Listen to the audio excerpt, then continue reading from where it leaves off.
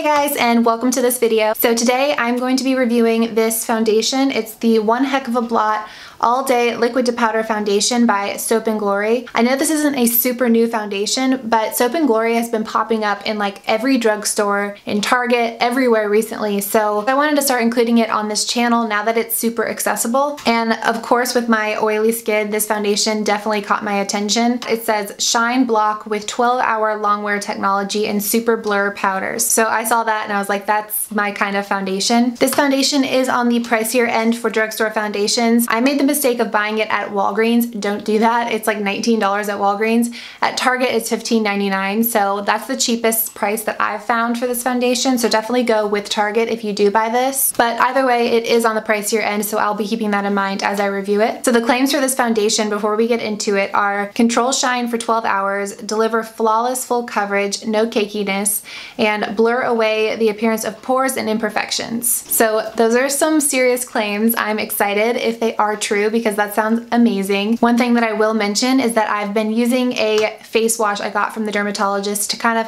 help clear up my skin, and it's dried out my skin a lot. So I normally have very oily skin and it's still oily, but I do have some dry patches. So this will be a really rigorous test for this foundation because not only do I have oily skin, but right now I also have some dry patches. So hopefully that will give some perspective to those of you with dry skin that watch my channel, because I usually come from an oily skin perspective. But since I kind of have both right now, I'll be able to speak to both skin types a little bit better than usual. So without further ado, let's get into the first impression and wear test. Okay, let's go ahead and apply. As usual, I'm gonna do one half of my face with the Morphe M439 and the other with the L'Oreal foundation sponge. All right, I'm gonna do one pump on the back of my hand.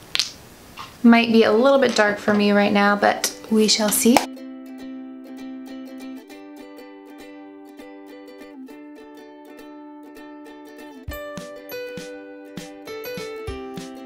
So with the one pump, and I didn't use the full amount of product on the back of my hand, but with one pump, it blended out really easily. It kind of glided on my face. It felt really, really lightweight. It still feels really lightweight, and it kind of is starting to look like a powder. So it definitely does go from like a liquid to a powder finish. It feels very matte already. It doesn't feel sticky or tacky at all. But like I mentioned before, I do have some dry patches on my face right now, and it's definitely highlighting those. Right here around my nose, I don't know if you guys are gonna be able to see that, but it has definitely clung to all of my dry patches right there. I would call this a light to medium coverage with this one layer using the brush. So let's go ahead and apply with the sponge and see if we have a different result.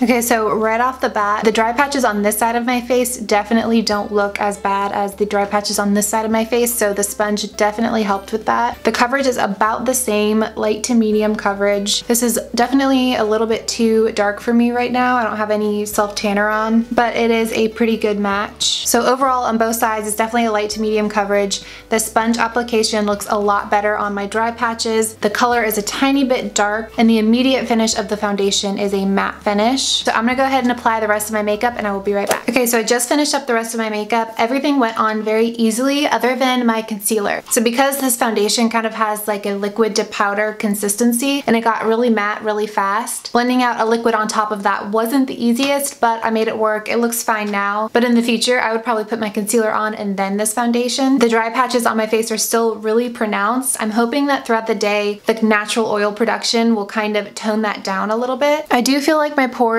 look pretty blurred. Right here is where my pores are the biggest, and I feel like they look better than usual with this foundation. But in terms of coverage, as you guys can see, this is definitely not a full coverage foundation. You can definitely see blemishes and scarring poking through. I did set my foundation with the Rimmel Stay Matte. I do that with every foundation because I am so oily, so we'll see how this one holds up. But I'm gonna wear this for the rest of the day. I will check back in with you guys later to give you an update and my final thoughts. Hey guys, so I am back. It's been about 6 hours, but I am ready to give my final thoughts, and you guys will see why here in a second. I'll insert some close-up footage here so that you guys have a better look, but basically the foundation has just started to cake up so bad around my nose. It's started to settle into my lines and my pores. It's clinging even worse onto the dry patches than it was when I first applied it, even on the side where I used the sponge. I feel like what was already a pretty light coverage is starting to wear off, and overall it's just starting to break apart and break down all over my face, number one. Number two is I look shiny. So in my T-zone right here on my forehead. So it's kind of breaking apart, breaking down, and clinging to my dry patches.